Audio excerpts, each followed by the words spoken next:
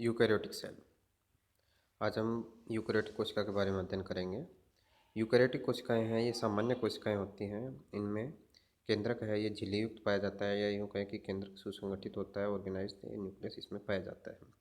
कोशिका द्रव में झिल्ली युक्त अंगक जैसे mitochondria, Golgi body, endoplasmic reticulum, lysosome, सूक्ष्म नलिकाएं, प्लास्टिड आदि पाए जाते हैं। केंद्रक में गुणसूत्र पाए जाते हैं। इस प्रकार की कोशिकाएं शैवाल, कवक, प्रोटोजोआ एवं बहुकोश के जंतु मेटाजोन्स व पौधों में पाई जाती हैं। इन कोशिकाओं में अंगक स्तर का आंतरिक श्रम विभाजन पाया जाता है, इंटरनल डिवीजन ऑफ लेबर पाया जाता है। यूकैरियोटिक कोशिकाओं की अगर हम आकृति की बात करें, शेप और साइज़ की बात करें, तो यहाँ हम देख सकते हैं कि डिफरेंट शेप या विभिन्न जो आकृतियों की क्या होती हैं, यूकैरियोटिक कोशिकाओं की आकृतियाँ विभिन्न प्रकार की होती हैं, जैसे कि सर्कुलर हो सकती है, स्फेरिकल गोलाकार हो सकती है, घनाकार हो सकती है, तारककार हो सकती है, कोलमुलर, स्तंभी और रेक्टेंगुलर, ट्रायंगुलर, फ्लैट, पॉलीगोनल और इरेगुलर शेप की ये हो सकती हैं। तो इनका आकार विभिन्न प्रकार का हो सकता है, जैसा कि हमें यहाँ डायग्राम के अंदर दिखाया गया है। अमीबा और जो श्वेत रक्त कणिकाएँ हैं, WBC की जो कोशिकाएं हैं, ये अपनी आकृति क्या करती रहती हैं, लगातार बदलती रहती हैं। कोशिकाओं की आकृति सामान्यतः कई कारकों के ऊपर निर्भर करती है, कई कारकों के द्वारा प्रभावित होती है, जैसे सरफेस टेंशन और विस्कोसिटी, जीव द्रव्य का पृष्ठ तनाव और श्यानता। निकटता स्थित कोशिकाओं के पारस्परिक दबाव के द्वारा भी कोशिकाओं की आकृति निर्धारित होती है। कोशिका कला की तन्यता या दृढ़ता, कोशिका का आंतरिक एवं बाह्य वातावरण, कोशिका की कार्यकारी स्थिति आदि जो कारक हैं, ये कोशिका की आकृति को क्या करते हैं, प्रभावित करते हैं। कोशिका की संख्या की अगर हम बात करें, तो कोशिका की संख्या की अगर हम बात करें, तो इस आधार पे कुछ जीव ऐसे होते हैं जो एक कोश की होते हैं, जो कि एक कोशिका से ही बने हुए होते हैं, जैसे कि प्रोटोन्स, अमीबा, पैरामीशियम, यूग्लिना की देह है, ये मात्र एक कोशिका से ही बनी हुई होती है। जबकि अन्य जीव हैं, ये एक से अधिक कोशिकाओं से बने होते हैं। इन्हें मल्टीसेल्यूलर एनिमल बोलते हैं, बहुकोश के जीव बोलते हैं। जैसा कि हम देख सकते हैं, रोटिफर्स की देह है, ये सिर्फ सैकड़ों कोशिकाओं से बनी होती है, जबकि हाइड्राम है, ये हजारों कोशिकाओं से बना रहता है। और उच्च प्राणियों की देह की अगर हम बात करें, तो करोड़ों कोशिकाओं से बनी होती है। वयस्क मनुष्य में औसतन 1 लाख खरब लगभग 100 ट्रिलियन कोशिकाएं पाई जाती हैं। अब हम देख लेते हैं कोशिका की संरचना। कोशिका की संरचना में हम देखें, तो सबसे पहले हम देखेंगे कि इसमें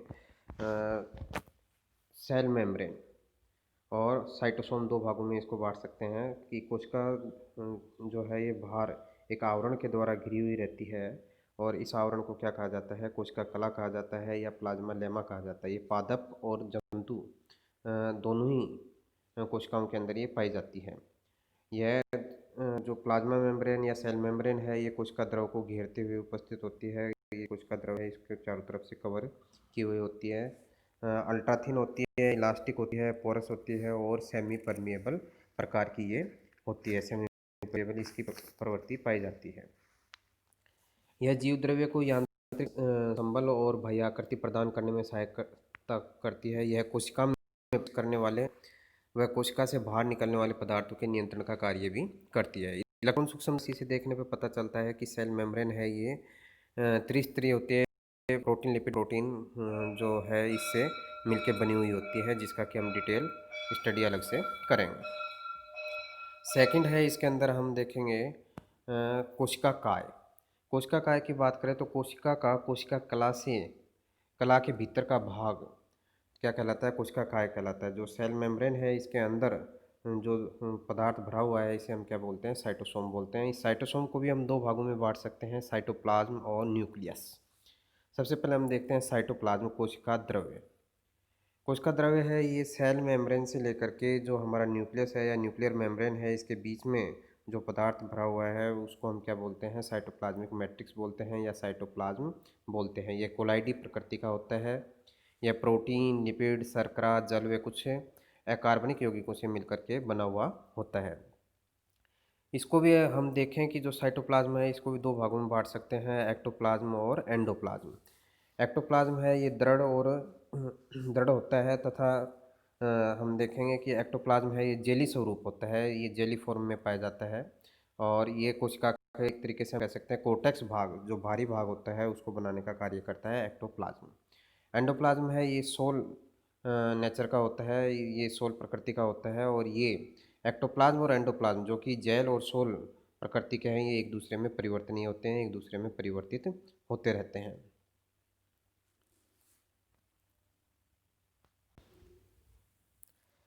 इस कोशिका द्रव के अंदर हम देखेंगे कि कोशिका जो द्रव है इसके अंदर दो प्रकार की रचनाएं पाई जाती हैं। एक सेल ऑर्गेनल्स जिन्हें कोशिकांग बोलते हैं, और दूसरे कोशिका द्रवी अंत अंतर्वेश पाए जाते हैं, साइटोप्लाज्मिक इंक्लूजन्स इसके अंदर पाए जाते हैं।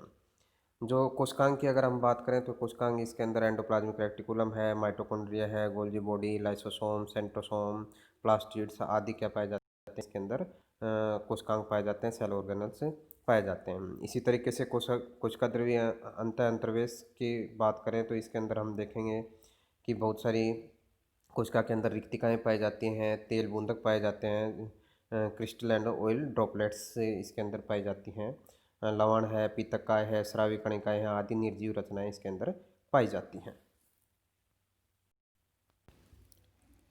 नेक्स्ट है हम देखें कोशिका केंद्रक। केंद्रक है ये सामान्यतः गोलाकार या अंडाकार आकृति का होता है, और देखा जाता है कि सामान्य से कोशिका के केंद्रक भाग में पाया जाता है। साइटोप्लाज्म की तुलना में ये बहुत अधिक सघन होता है, इसलिए इसे आसानी से देखा जा सकता है। केंद्रक है ये कोशिका की अधिकांश जो जैविक क्रियाएं हैं उनको नियंत्रित करने का कार्य करता है। इसी वजह से इसे क्या कहा जाता है, कंट्रोल रूम कहा जाता है, इसको नियंत्रण कक्ष कहा जाता है। सामान्यतः कोशिका के अंदर हम देखते हैं एक न्यूक्लियस या एक केंद्रक पाया जाता है, लेकिन कुछ कोशिकाएं ऐसे भी होती हैं जिनके अंदर न्यूक्लियस नहीं पाया जाता है। जैसे कि हम बात करें वयस्क मनुष्य की आरबीसी के अंदर किसी प्रकार का कोई केंद्रक नहीं पाया जाता है, और ऐसी कोशिकाओं को हम अकेंद्रित या अन्यूक्लिएटेड सेल बोलते हैं। लेकिन कुछ कोशिकाएं ऐसी होती हैं जिनके अंदर एक से अधिक केंद्रक पाए जाते हैं, और ऐसी स्थिति के अंदर अगर पादप कोशिका में इस प्रकार की स्थिति पाई जाती है, अगर जो प्लांट सेल है उसमें एक से अधिक न्यूक्लियस है, एक से अधिक केंद्रक उपस्थित है, तो इस स्थिति को सिनोसाइट कहा जाता है। और इसी तरीके से यदि एनिमल सेल में एक से अधिक कोशिका एक कोशिका में एक से अधिक केंद्रक उपस्थित है, तो इस स्थिति को सिंशियल कहा जाता है।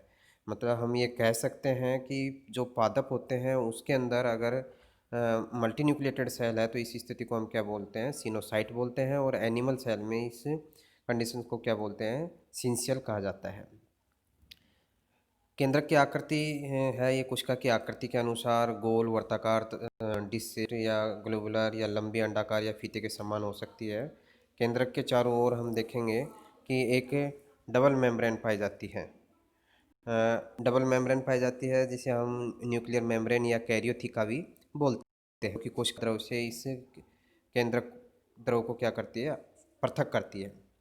ये जो कैरियोथिका है ये क्या होती है, दोहरी झिल्ली वाली होती है। जैसा कि हम यहाँ देख सकते हैं ये डबल मेम्ब्रेन है, और इसके बीच बीच में क्या पाए जाते हैं, पोर पाए जाते हैं, रंध्र पाए जाते हैं, और ये पतली, लचीली और अर्धपारगम्य झिल्ली होती है।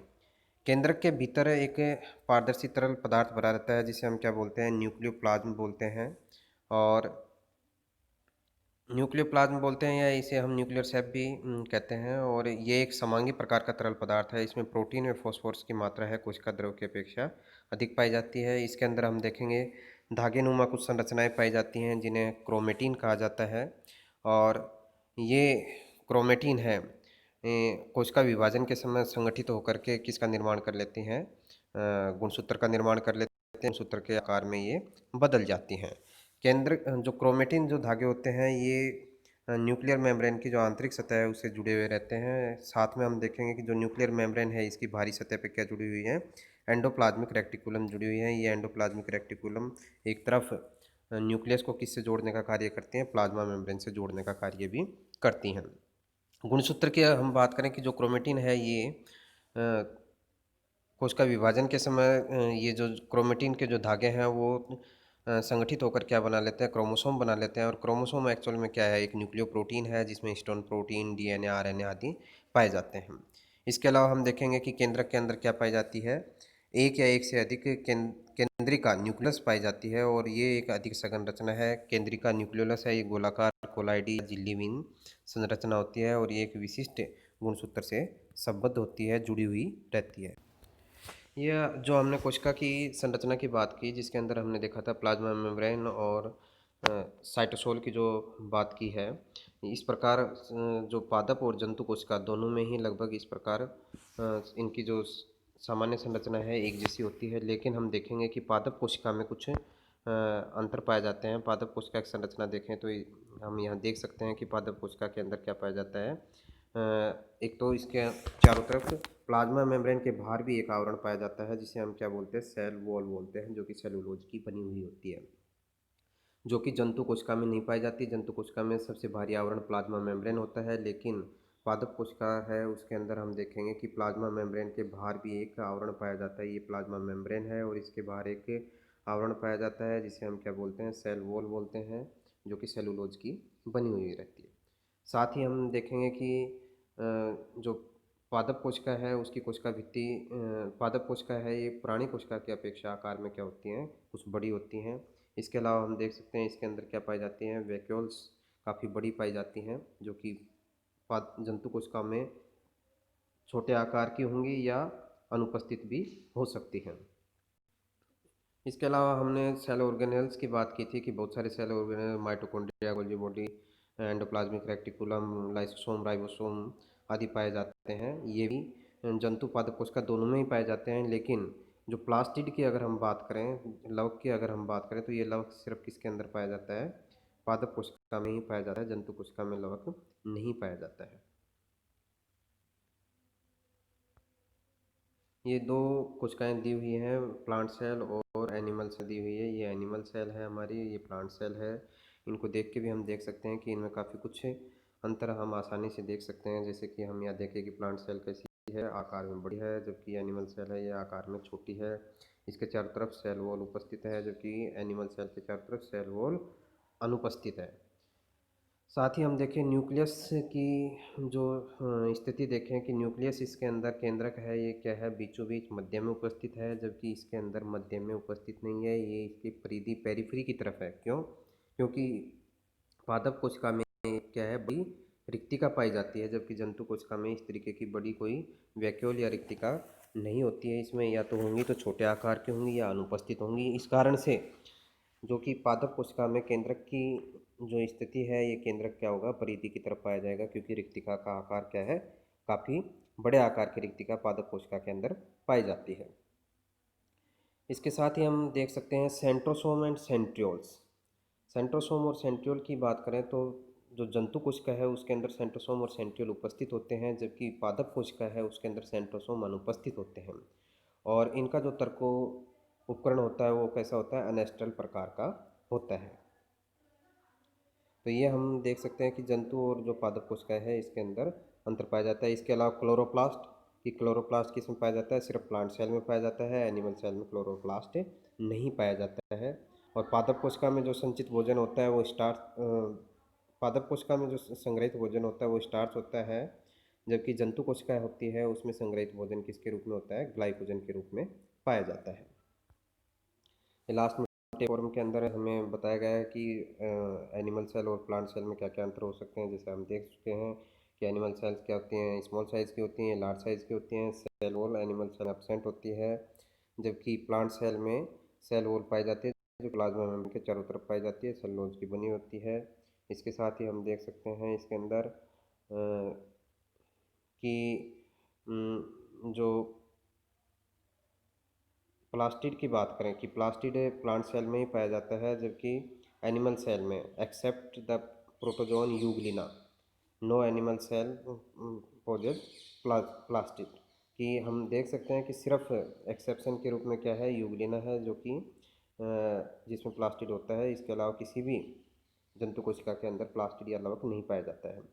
वैक्यूल्स की बात करें तो एनिमल सेल्स के अंदर छोटी छोटी बहुत सारी वैक्यूल्स हो सकते हैं या अनुपस्थित भी हो सकते हैं, जबकि प्लांट सेल में ये बहुत बड़े आकार की होती है। बॉडी की बात करें तो गोल्जी बॉडी है, ये इसमें एनिमल सेल में हाईली कॉम्प्लेक्स होता है, जबकि इसके अंदर सिंपल यूनिट के रूप में पाया जाता है, जिसे डिक्टियोसोम कहा जाता है। और एनिमल सेल्स हैं इसमें सेंट्रोसोम और सेंट्रियोल पाई जाती हैं, जबकि प्लांट सेल के अंदर सेंट्रोसोम और सेंट्रियोल नहीं पाई जाती हैं।